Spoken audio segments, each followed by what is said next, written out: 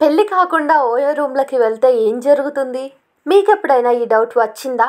ఈ మధ్య కాలంలో ఓయో తన బిజినెస్ను బాగా పెంచుకుంటుంది. ఇది ఒకప్పుడు ఎవరికీ తెలీదు. కానీ ఇప్పుడు ఇదొక అమ్మాయి ఒక అబ్బాయి సరదాగా మాట్లాడుకునే ఒక మాటలాగా అయిపోయింది.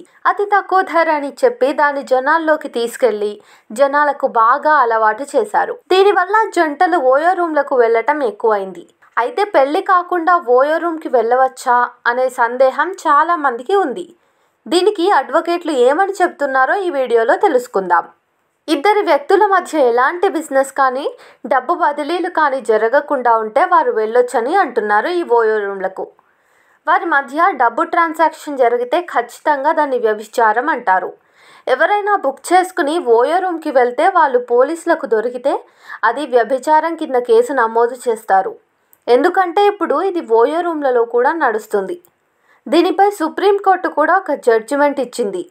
వ్యభిచారం స్వచ్ఛందంగా చేస్తే నేరం కాదు, అది బిజినెస్లా చేస్తే నేరమే అని. అట్లానే ఓయో రూమ్లలో హిడెన్ కెమెరాస్ ఫిక్స్ చేస్తారట. కాకపోతే అవి బయటకు కనిపించవు. ఈ కెమెరాస్ ఎక్కడెక్కడ ఫిక్స్ చేస్తారంటే ఎమర్జెన్సీ లైట్ దగ్గర ఒకటి ఫిక్స్ అయి ఉంటుంది.